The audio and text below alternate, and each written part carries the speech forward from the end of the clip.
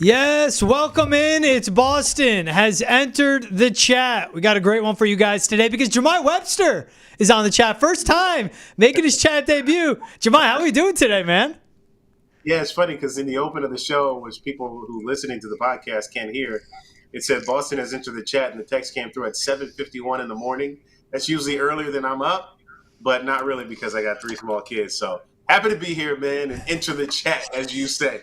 Exactly. Welcome into the chat. Jahmai, we're happy to have you on. We got a packed show for you guys today. Obviously, the Patriots coming off just their second win of the season, but a big prove-it win for them. We'll break it down. Along with Jahmai and I giving out our weekly game balls for the offensive MVP, defensive MVP, and game MVP for the Patriots. I'm excited to finally give it to 3 Pats because, Jahmai, it's been a while. Then we'll take a peek ahead to Monday Night Football in the matchup between the Giants and Steelers.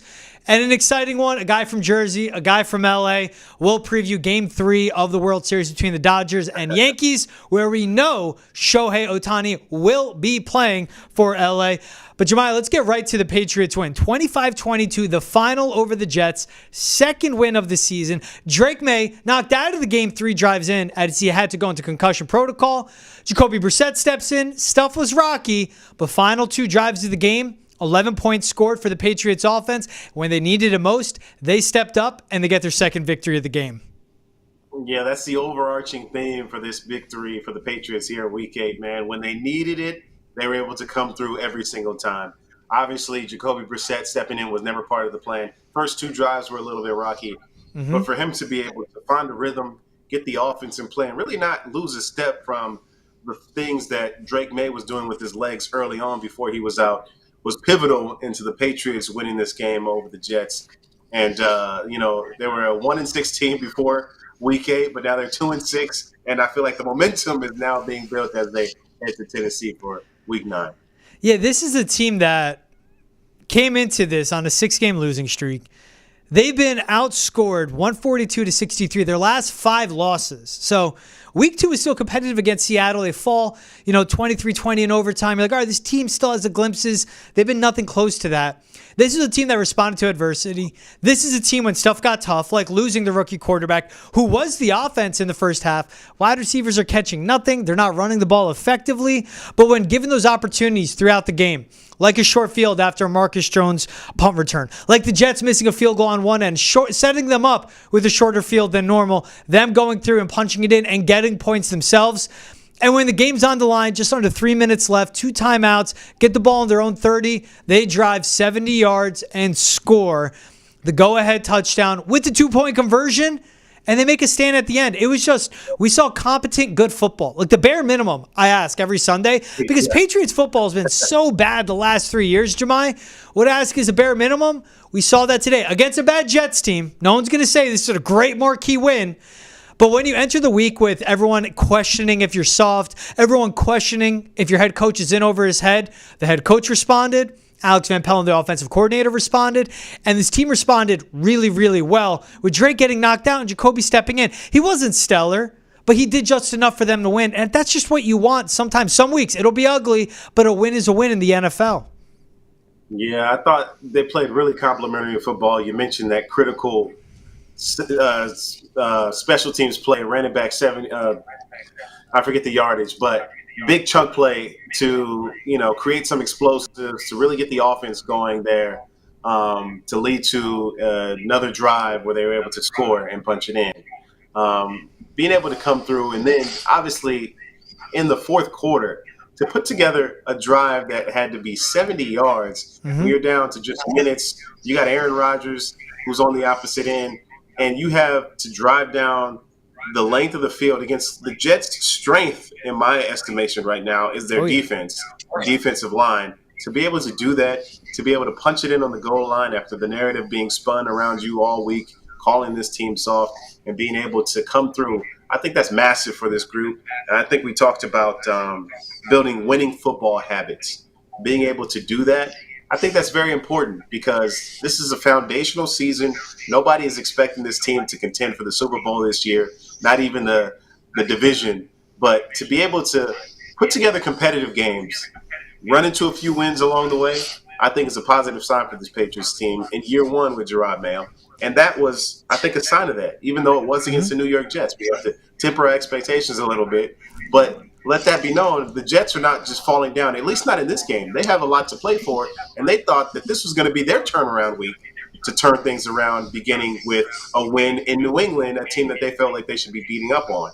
Obviously got Devontae Adams, who, was held down to, minimal yardage when it actually counted. So love the job that Christian Gonzalez did on him.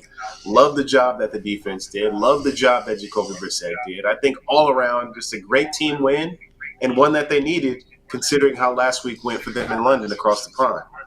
And even for a Jets offense, you're right, 1,000%. The Jets' strength is their defense right now. Like, that's all that's keeping them in games.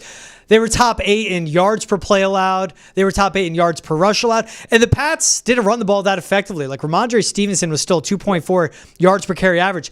The opposite end, the Jets running backs, Breece Hall and Braylon Allen, combined for 112 yards on the ground. Aaron Rodgers himself threw for 233 yards. But they never got consistent offense. They never looked really comfortable on that side of the ball. And that's a Patriots defense stepping up with Kyle Duggar ruled out, with Josh Uche a healthy scratch as he may be traded at the deadline. And we'll get into that in a little bit. And this is a team that had to respond time and time again, and they did. Same thing with losing their quarterback, where Drake Maye broke runs of 11, 17, 18 yards, had that great touchdown scramble where he's just fast enough, like deception fast, super athletic, but just quick enough to beat everyone on the defense. And you're seeing the ceiling of this offense shine through. And the Jets offense did their part as well. Like, you put up 22 points on the Patriots, Jahmai, in my opinion, you're going to win, because I don't expect this team to break 20. They did. They proved me wrong, and they proved a lot of people wrong. I think that's what is most important about it, because stuff could have went sideways really quick. They were on the brink of spiraling, and now when they beat the Jets, you look ahead. They'll go on the road, but it's a Tennessee team where it could be Mason Rudolph at quarterback or Will Levis, where neither one strikes fear into my heart. And where a team was looking to go from 1-6 to 1-7, maybe, and that's easy to get to 1-8 and 1-9 with the Bears after that. They get their second win. It gives them confidence. It gives them hope. And when everyone was borderline mutiny, why was Jerod Mayo hired? There's no way you can keep Jerod Mayo after the season. As those talks and questions are coming out, there's room to breathe. And if they can make this consistent, that's what you want to see from a first-time head coach, a first-time offensive coordinator, first-time defensive coordinator, and year one of a hard rebuild for a Patriots team that isn't making it easy on themselves, but definitely need to hit the reset button. Yeah, 100%. I like the fact that you use this victory as bringing confidence and hope. And if this team is reading any of the clips that are being written about them, which I completely feel like they are, and if they're listening to Talk Radio, listen to these podcasts, listen to these nationally syndicated shows, then I feel like something that they can come and take from this is the fact that they were able to respond in the face of adversity when everybody was literally against them and thought that they would fold and thought that they would drop the ball and continue to do that because of the performance that we saw over there in London. So this was one of those marquee wins for this team, to this point at least, aside from that first one that they got obviously surprising out the gate to start the year. But, second victory, gritty victory, everything that they had to go up against, I think it's something to hang your hat on for this Patriots team. And then, you can build some momentum, as you talked about, going into Tennessee. I feel like that's a very winnable game. You look at the division standings right now. The Patriots, they'll be playing for second place behind the Bills. Insane. So they're still in, which could create some type of momentum. Maybe, who knows, they go on a run here. You never know. But, hey, you're in the picture. You're in the arena, and that's all you can ask for. Yeah, Miami now 2-5. Tua was back, but they lost to the Cardinals by 1 point. AFC East, it's just who can make it out? Who wants to be the best, worst team in this division? And something to point out too, Jahmai, last time we saw this matchup, the Jets won 24-3, where they took their foot off the gas pedal, but they completely embarrassed the Patriots, and Aaron Rodgers looked like vintage MVP Aaron Rodgers. Yeah, he threw for 233 today, but Devon Godchaux, with this quote after the game, summarized it for me, where he took the shot, and hey, rightfully so, you got the win. Devon Godchaux to the media saying, quote, "He definitely didn't look the same. I could run him down and catch him. He don't look mobile at all." You know how poorly they were at containing Aaron Rodgers in the first meeting, how much you probably heard that. And that is what was the first game on them going down this long slope of this awful losing streak, especially over the last 5 games. Again, this is something where there's relief and there's excitement, and you saw a defense respond, and just you got to learn how to win. And the football is so hard. You play once a week. You get your butt kicked all week in practice. It's a lot of hours of watching film. You only get one shot per week. When you get these W's, you need to enjoy them and celebrate them. And that's what the Patriots are doing. It's going to be a long season. Have fun when they can, at least along the way, Jahmai. Yeah, you got to, because they're halfway to the win total last year. They may only get a few more opportunities to appreciate these victories. So you got to soak it in when it happens. But Gotchaw's comments were interesting, too, because anybody who's covered Aaron Rodgers' team or Aaron Rodgers' games, I think Scott Zolak mentioned this on the postgame show about how Aaron Rodgers has this very, very meticulous pregame routine where he comes out there 90 minutes before kickoff and he's going through every single throw, every single scenario, working through the game plan about, any pass that he may throw, any situation that comes up. But yesterday, he only came out about 10 minutes before kickoff, which is very uncharacteristic for him. So it goes into kind of what the Patriots maybe have saw on film or what they saw immediately when they began to play him, because he wasn't really mobile. He wasn't trying to leave the pocket at all because he can use his legs. But even though he's 40 years old, he still has a little bit of mobility, more than some other players or quarterbacks who have been in that position at this age at this particular time in their careers. So he didn't really utilize that feature too much. And I feel like maybe he's dealing with something, lower body injury or something that is causing him to be immobile, which they were able to discover. And in his post-game comments afterwards as well, where he said, "I'm in the darkness right now," or something along those lines, which is fitting for him, who's always so philosophical with his words, and Aaron Rodgers. Yeah, what do you say? Jets need to make peace with darkness. What else do you expect from him, man? I don't know, man. It's like it's trying to be too deep. It's like far deep. You know what I mean? But I get it, but also like, dude, come on, man. This is just football. Just win games. Exactly. And he knows when we bring up darkness around Aaron Rodgers, everyone thinks of his darkness retreat he had to go on to see if he even wanted to play football, let alone for the Packers or the Jets again. Before we get to giving out our... Yeah, exactly. He's probably doing it on the flight home, I guess. They're definitely flying from Foxborough down New York. What do you make of the Patriots scratching Joshua Uche? Healthy scratch, sat. He's a pass rusher. Hasn't been great for the Pats the last couple weeks, Jahmai. I think he's played 20 pass rush snaps and has 0 pressures. But a team with a good defensive line and needs a pass rush specialist, there is a demand, there is a market for him. What did you make of the Pats making this move? Again, it was a very winnable game because the Jets were bad and they luckily did win. I think this is the trade deadline is fastly approaching, just days away from us. Yep. And I think, as we talked about, this is a foundational year for Jerod Mayo's first season, building in his program, his culture, the type of team he wants to reflect. You got a rookie quarterback who's now going to be the future. These are all things that you're building towards, building a winning culture and trying to have these good habits, which we saw in this victory. So I think it's just a business move, obviously. It's like when you get towards a Major League Baseball deadline and like guys like Jack Flaherty were getting scratched when he was in Detroit. Like, you have to see what you have. You have to see what the market is like for these particular players who may not be a part of your future but can help you, who may not be a part of your future or, in the present, they can help you by solidifying some of those pieces, some of those deficiencies that you may have. So he's got short money. I think it's $3 million salary or something, not too crazy. Yeah. So he's, pushing towards, some of the higher upper echelon pass rushers, although his stats don't bear that out for this Patriots team right now. But you get on a better team like a Detroit Lions who just lost Aiden Hutchinson with a broken leg or whatever.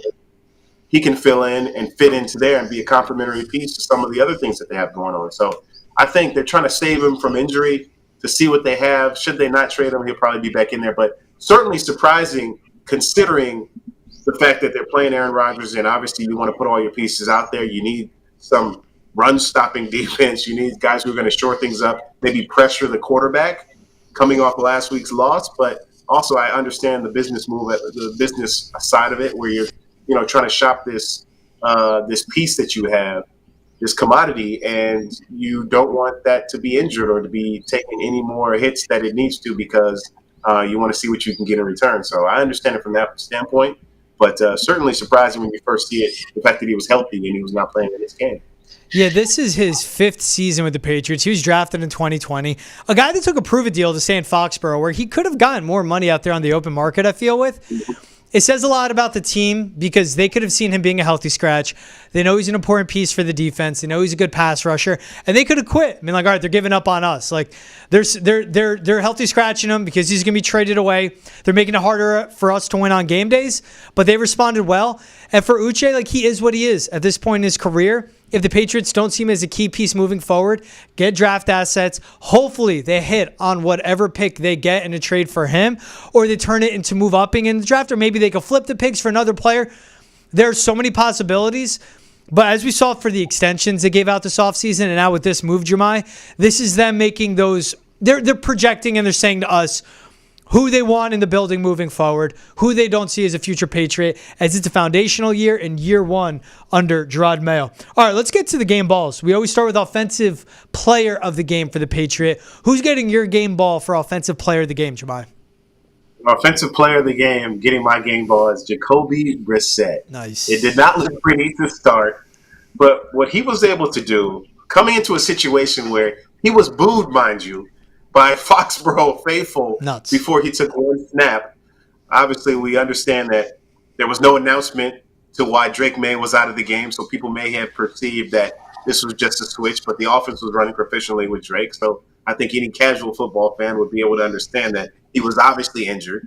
But for him to be able to take that heat, him to be able to take the heat that he's taken before even the season begun, people were questioning if he was good enough to even be in this position or why even play him. Jerod Mayo made comments coming out of preseason that he was being outplayed by Drake Maye.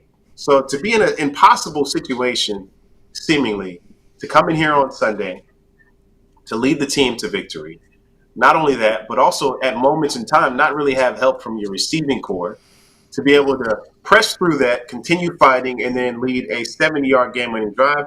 My offensive MVP is Jacoby Brissett because he continued the momentum that was started by Drake Maye. And, afterwards he said I'm not boastful or cocky or anything, but I'm saying I'm proud of myself. So I am proud of you, Jacoby. Nice job. Keep it going because you may be the starter heading into Tennessee next week. Exactly. It's a big piece. I like that pick. I went off the beaten path. I have Jacoby as my MVP of the game, but offensive player, I went Hunter Henry. 5 catches, 45 yards. 3 of those catches were for first downs. 1 of those on the game-winning drive where they needed it desperately. And on a day, Jahmai, where we saw the wide receivers get 16 targets, 5 of those end up in drops, only 7 of those be catches.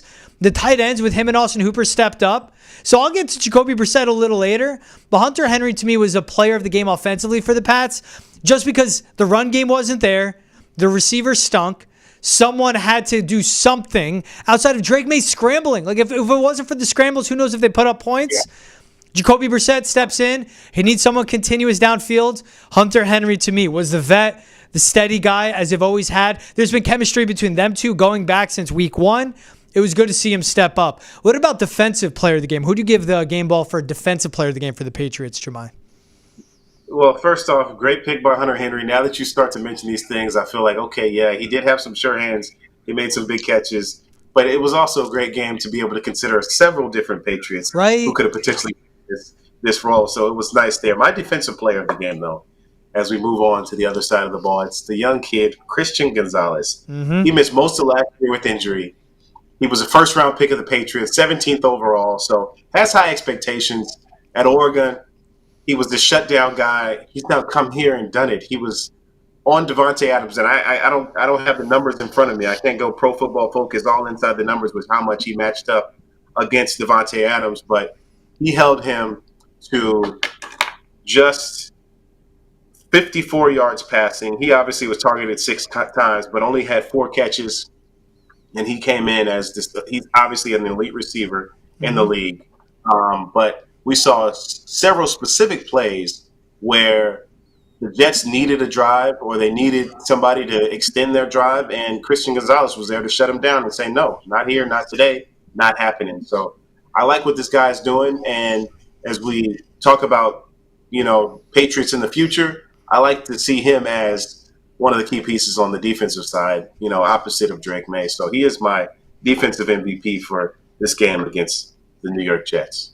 Yeah, he's been Who that you dude. got? I didn't get too smart here, Jahmai. I went Christian Gonzalez too, because you do a job like that on Davante Adams, as you pointed out. And one of the catches Davante Adams got late in the game when they're playing off, they're expecting the Hail Mary.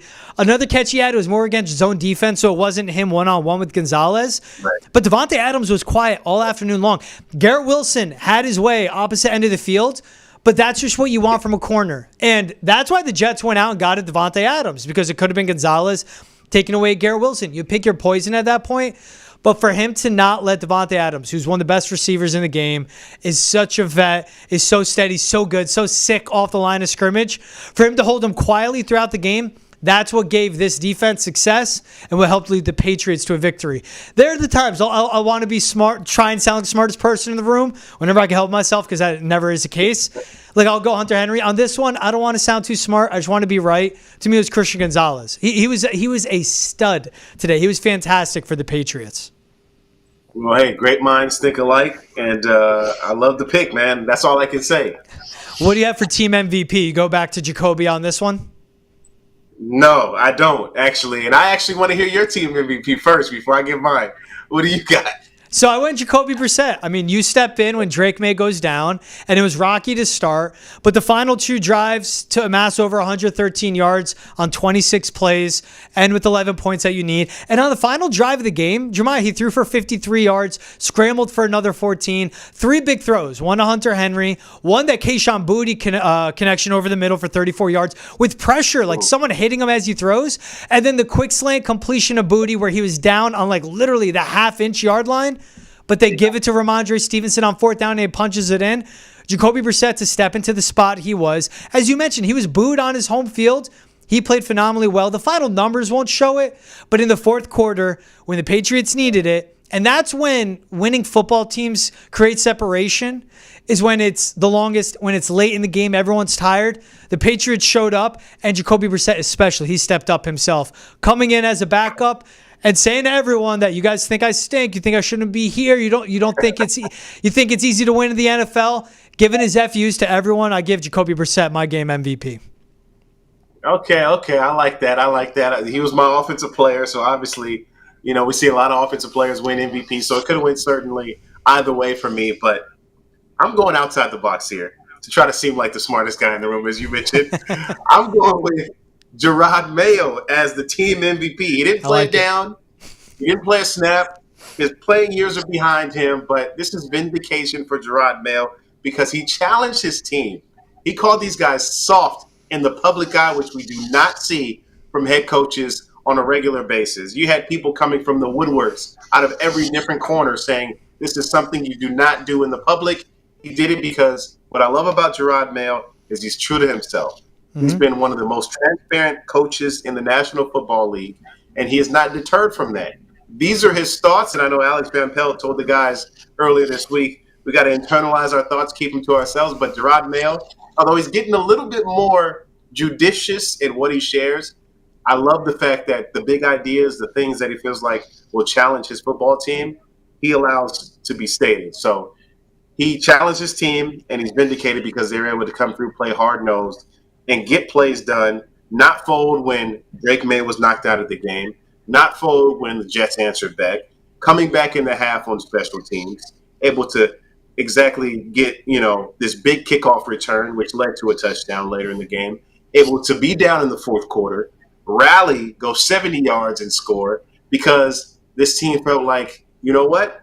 We are good. We have the self-belief, and we want to go out there and prove it. So I thought he did a nice job. The only thing that I knock him on, which made me question a little bit about making him the team MVP, was his celebration with Van Pelt on the sideline. It was probably the worst thing that I've seen in all my years of watching this game. Yeah, so tighten that up.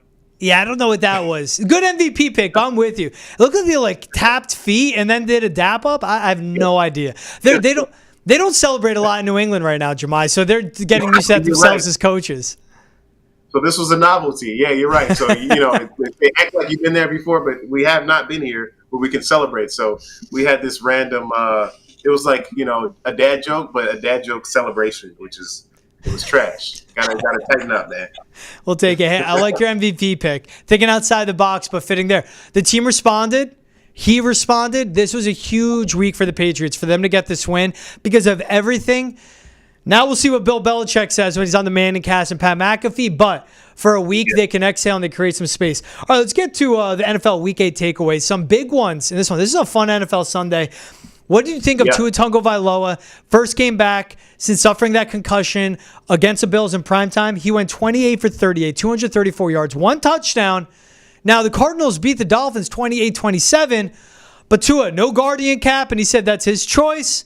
Back on the football field, back to playing football, and being back with the Dolphins. Yeah, I thought it was big for him, considering that, it's just a tough thing to watch. Like, we love football. It's a gladiator sport. Yep. When somebody gets injured where they seem incapacitated, obviously because of several different head injuries, it's a scary thought. So there are people calling for him to retire, but ultimately this was his decision to come back and play the game. And I thought it was a good bounce back effort for him because it got the Dolphins offense into gear. And one of my fantasy football players, Tyreek Hill, it got him to finally get over 50 yards because with Huntley in there, the offense was absolutely inept. Yep. So it was good to see him get 69 yards. And, they lost on a walk-off field goal. So it's not like they weren't in the game, but they were right there to win it. Time expired. The game was over because of a field goal. So I feel like they're another one of those teams who are right there in second place right now at 2-6 in the division, still have an opportunity to take off. But it was good to see him back out there, but I think he'll only get better as the season goes on. Yeah, it's just that's a 28-27 shootout. Kyler Murray versus Tua Tagovailoa. Solely as football, it's good to see him back out there. And at one point, he did scramble. And watching in the war room that we have at Nesson, up on the big monitor in the Jerry Remy room, the layout there, it was he's scrambling. Tua's running, and we're all just yelling, slide, slide, slide. At least he slid. Like, just be smart. Cool to see him back on the field. All right, do you think after the Bengals lost to the Eagles, where the Eagles blew them out 37-17, Cincinnati now 3-5 on the year, you think their season's over, Jahmai? No, because they got Joe Burrow, they got Jamar Chase, and they got several other offensive pieces. T. Higgins was hurt, so he wasn't in this game. And they're running into an Eagles team that kind of needed it a little bit more than them. Obviously a tough matchup. I think those guys haven't faced off against each other since college.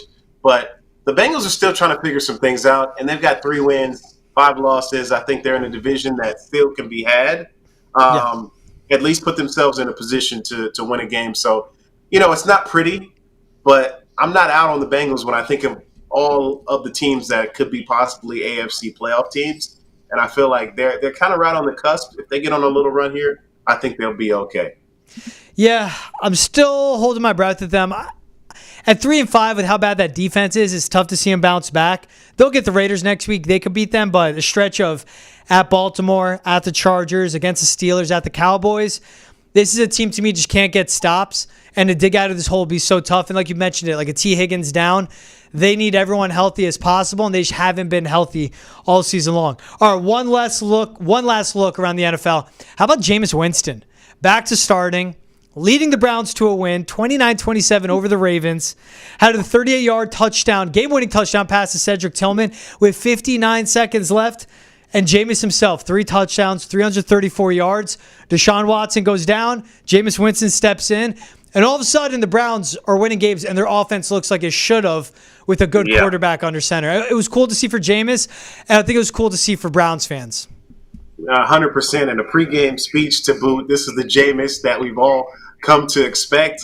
This is the Jameis of the Florida State days. I'm talking about eating the W Jameis. And it was beautiful to see, man. 3 touchdowns, no picks. I think he took maybe 2 sacks, but he threw 41 passes. He did have the 1 fumble turnover, but 334 yards passing in his first start with the Cleveland Browns, and it was impressive, man. This was the Jameis that kind of people have forgotten about. This guy can play this game. He can play it at a high level, and he can throw that rock, man. So I'm almost inclined to drop Patrick Mahomes off my fantasy team and pick up Jameis this week because he is available. Hey, wouldn't be the craziest thing. Honestly, how those offenses are trending, I wouldn't hate that move. I just like seeing that this Browns team that is held captive by the Deshaun contract, by the Haslams making an awful calculation, the ownership with that contract. For the fans that have been through it where they know the team's good, they just need to be a change of quarterback. But politics comes into play. When someone's making 100% guaranteed money, you have to play them. Deshaun goes down. Jameis steps in. Kevin Stefanski is a good head coach. This is cool to see all around for the Browns, their fans, the coaching staff as well. All right, let's take a look ahead to Monday Night Football now, Jahmai. Giants at Steelers. Daniel Jones on his last life of a starting quarterback, it seems, but he will be starting for the Giants against a Steelers team that gets a second breath and a second chance of life where the defense is great. And Russell Wilson looked good in his first start. They're 5-2. What do you think of this matchup between the Giants and the Steelers? Well, Daniel Jones may not be winning on the field, but he certainly is winning off of it, if you catch my drift. This man is doing big things. But I think these are two teams going in the opposite direction. You're talking about a 2-5 Giants team and a 5-2 Pittsburgh team who has two quarterbacks. The phrase, I think, historically is if you have two quarterbacks, you have none. But they actually have two quarterbacks. One a little better than the other, and I'm pushing in Russell Wilson's direction, even though some of those passes that he made last week on Sunday Night Football, he got bailed out by his receivers. Yep. I'd like to see him kind of shore some of that up, kind of got his sea legs back underneath him a little bit. But the passes were crisp. They were there. It's just that there was a little bit more pressure from the defense. So I got the Steelers winning this one. I got Russell winning again. I got him being a lot more efficient with the passes and kind of making the plays that he's historically made prior to his stop in Denver. Yeah, I think with this Danny Dimes, like we've seen Brian Dable basically come out short of saying like my quarterback stinks. And if we can't throw the ball downfield and have explosive plays, like the offense can't work. Malik Neighbors saying go watch a film, I'm open, and he was. Daniel Jones on his last life. And with Russell Wilson, the surge we've seen in his play, part of the game, which I respect, is him just throw up a jump ball to George Pickens, who's a great athlete, and watch him come down with it. And credit also to Mike Tomlin for sticking with him. Like, he made the change. Everyone said he's crazy. The Steelers were 4-2. But that's Mike Tomlin being one of the best head coaches in the NFL. That's when you chalk it up of they know something I don't. They're smarter than me. You'd expect most head coaches and GM in the NFL. And the first two drives for Russell Wilson Sunday Night Football was opposite of pretty. But the rest of the game, when he got his legs back under him and started playing, I mean, he looked phenomenal. But also with how good the Steelers defense is. They're 8th in yards per play, 2nd in yards per rush allowed. They have a great pass rush in TJ Watt and Nick Herbig on the edges. And this Giants offense, offensive line, running game, it's okay. But the Steelers defense is elite. And you add that with how this Giants defense has struggled in certain facets of the game, especially against quarterbacks and good passers. I think this is a Steelers game for them to steal. It's big that they're at home. I just think the Steelers for this one, it's comfortable. I don't expect this to be that exciting of a game. I think it'll be a blowout. I mean, the Giants' last two games, they've lost 17-7, 28-3. To me, this has Steelers like 27-6 written all over it, where it's handily for them just because this Giants offense is going to be so bad. Yeah, I was trying to think about some variations of how I could see this final score going. And I feel like this may be even more of a breakout offensively for the Steelers. Yeah. And there may be even a defensive score in this one. So I like them scoring maybe 31 points. Ooh. I think 31-10 is something that, is ringing in my head. Maybe if not, then maybe 24-10. But I think somewhere around there. But who knows? Maybe this is the game that Daniel Jones gets it together. But I don't see it happening. This Steelers defense is too stout. Yeah, he's been averaging 5 yards per completion last two games. Like he's not even like trying to push the ball downfield. And when you have a great playmaker like Malik Neighbors, this is something for this is as it's do or die every week in the NFL. But for Daniel Jones, for him just to keep his starting job, I mean, he's making $45 million no matter what this season. So if he gets benched, he'll just collect that paycheck and he won't care. And look, good on him. Like to me, that's my dream to get paid just to not work, as everyone's dream as it should be in my opinion. If he gets that, like whatever, but he still wants to prove himself as a quarterback. And this offense is good. He's just holding it back. And the backup in Drew Lock is a journeyman. He isn't a solid starter, but he can be one for a few games. Yeah. They have someone good behind them. Is it going to be a tough defense? And Dable's a good play caller. The offensive line has played well. They have good running backs in Montgomery and Devin Singletary and Tyrone Tracy. Great receiver Malik Neighbors. everything's right around him, but he can't do it. And I think with this matchup against the Steelers, that's tough. I like that defensive touchdown call, though, because I can see a bad pick six for Daniel Jones on Monday night. Yeah, I don't know. I just feel like, or a strip sack, something like that, because they got some big defensive lineman, TJ Watt. I like to see him continue to be a disruptor that he has been. So I feel like that could be a play that kind of changes the momentum in one of these games, and then the offense basically. But I still feel like at worst, this is going to be a Giants loss. At best, they get blown out by the score that I estimate, 31-10. Also, a huge game for the Steelers with the Ravens losing to the Browns, so they fall to 5-3. Steelers right now obviously have the lead in the division, but if they tie it up and they go 5-3 as well, that hurts them. They win this, which they should. I think they should. They push themselves to 6-2. All of a sudden, that lead in a very competitive, tough division, but as the Bengals fall off and the Ravens get a rare L as they've been rolling, which stunted their 5-game winning streak, this was what makes it even more significant, even more important for the Steelers to play well. Yeah, man. It's any given Sunday, like we said. Who called that? If you're putting together an NFL parlay, like you're bagging that one. Ravens over the Browns in Cleveland as a W for Baltimore. So very surprising. I mean, even though they still had a chance. They're late. Time was not on their side. They didn't have any more timeouts when they were driving. Lamar Jackson, the last play of the game was, a pass in the end zone that, fell incomplete. So this Baltimore team, I still feel like, is figuring some things out. Like, they had that amazing Derrick Henry game about 2 weeks ago, but still trying to figure out how to utilize him. I think John Harbaugh also mentioned we don't want to run him into the ground at his age, but he's like, hey, give me the rock, feed it to me. I'm used to this. But offensively, they're still trying to find that identity, and that's kind of slowing down the growth a little bit, but certainly a surprising loss at Cleveland. But another division opponent, which is what makes it tough. So I feel like they still probably are my pick to win the division when it's all said and done, but the Steelers will be right there too. Right, that's what you can't go wrong with either team. This Steelers team is definitely surprising people. Think about them preseason. Like, they go out and get Russell Wilson, who again was paid just to leave Denver, so he's still getting his $85 million from them. They trade for Justin Fields, who's on a prove-it deal. They have these two quarterbacks where they have options, and Justin Fields gets them off to a 4-2 start. And Mike Tomlin, where it was questioned, the rare time you could question him is when he said, well, it's going to be Russell. If he's healthy, we're going to give him a shot to earn the job back, and he does. This division is still open, and it's just the Steelers can not shut the door, but give themselves breathing room. And then you know how it'll be. We'll get it later in the year. It'll be a Steelers-Ravens matchup. One team can be rolling. The other one team can be struggling, and there'll be an upset on either side. It's so competitive.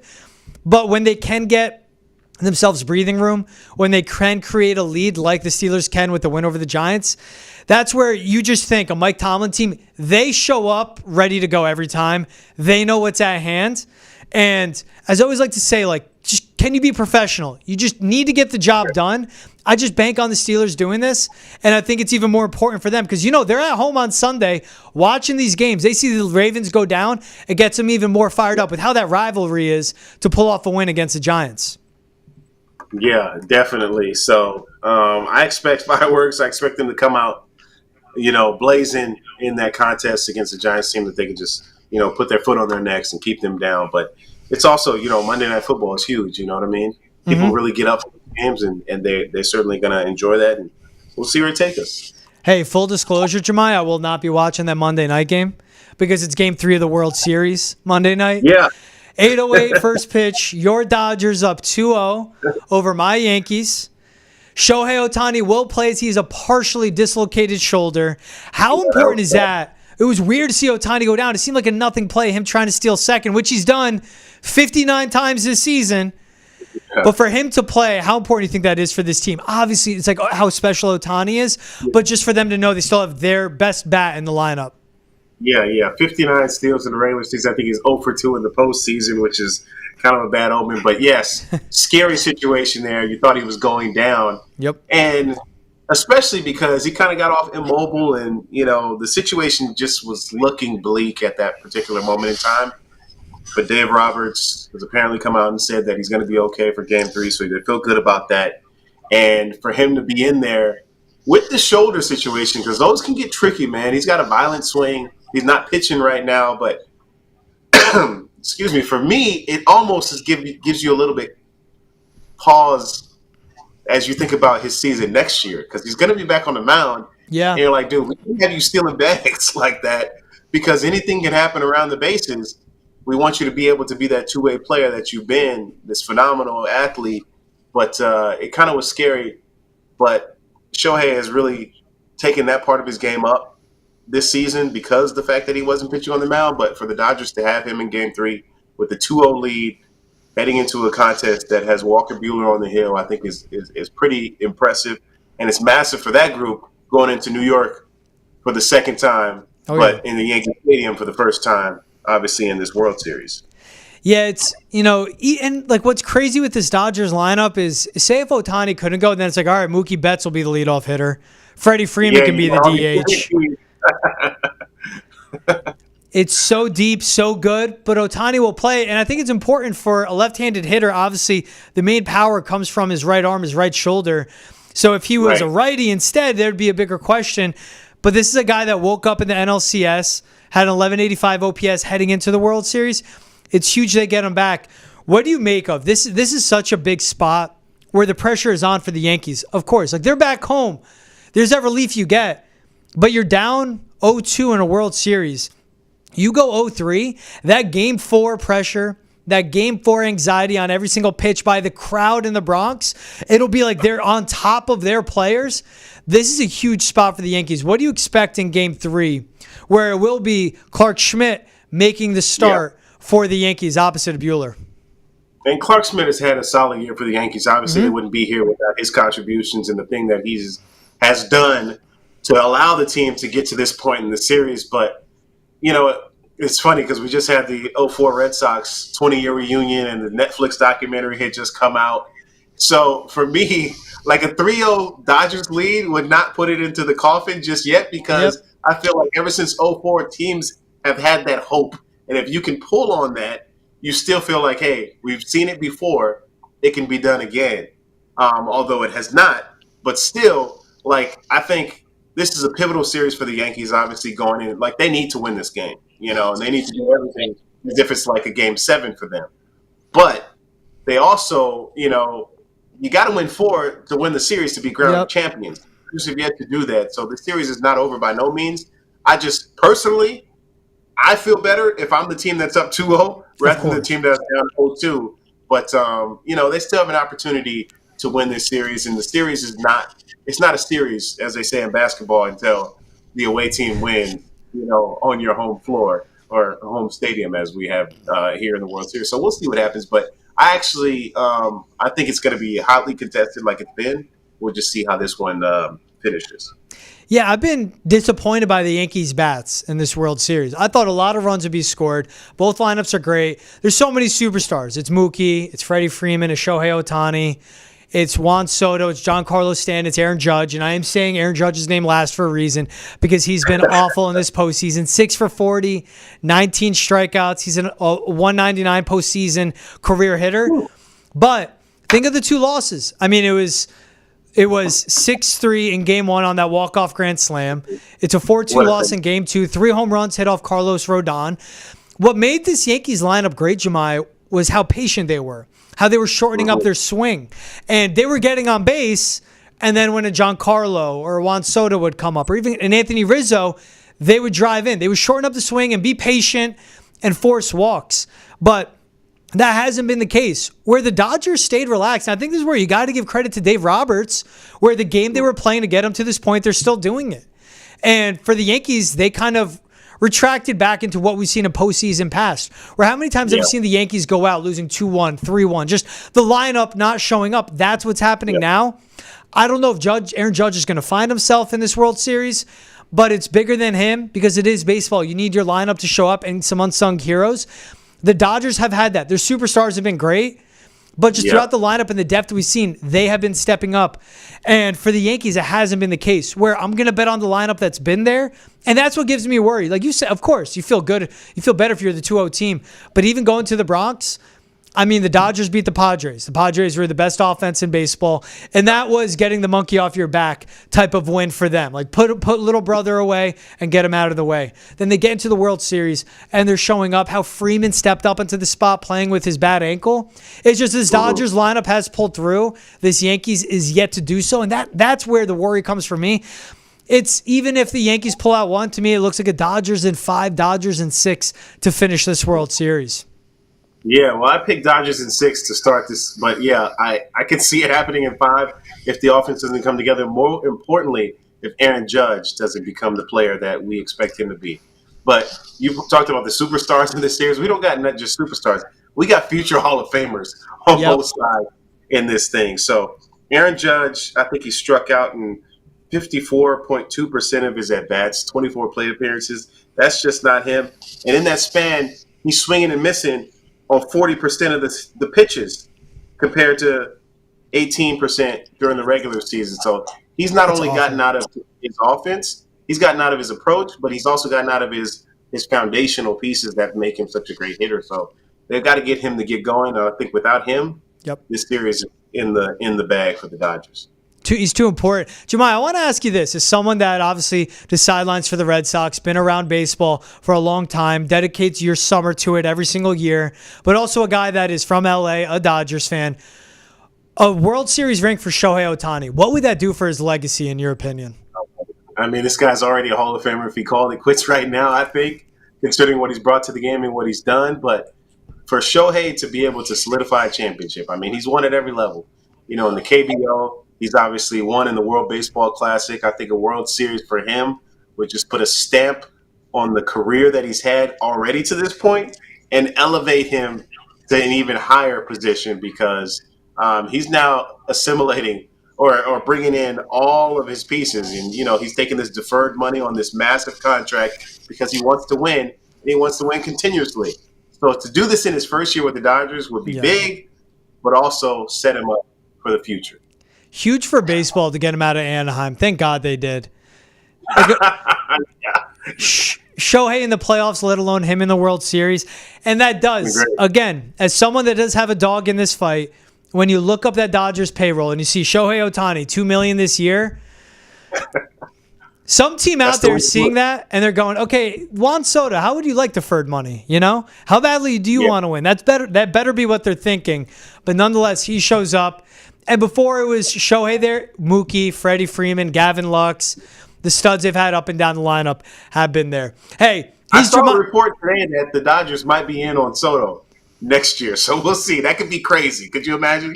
They'll show them the Shohei contract, and they'll say, hey, this is what you could get in L.A. Just defer the money. You'll be set for life. That would be insane. A lineup of Mookie, Juan Soto, Shohei Ohtani, and Freddie Freeman, it would be nuts. Oh, my gosh. That's crazy. That's too much. That's too much. I know the Yankees were the evil empire. They would always do it. If the Dodgers do it, it's like, come on. Yeah. But nonetheless, we'll see if the Yankees respond. Hey, he's Jahmai Webster. I'm George Balekji. This is Boston's End of the Chat. Wherever you get your podcasts, please like, subscribe, download, rate, and review Spotify, Apple, Amazon Prime, wherever you get them. And if you're watching on Netson's YouTube page, hit the subscribe button. Give us a thumbs up. Leave a comment as well. He's Jahmai. I'm George. This is Boston's End of the Chat. Have a good night, everyone. Thank you for making us a part of your day. See you later.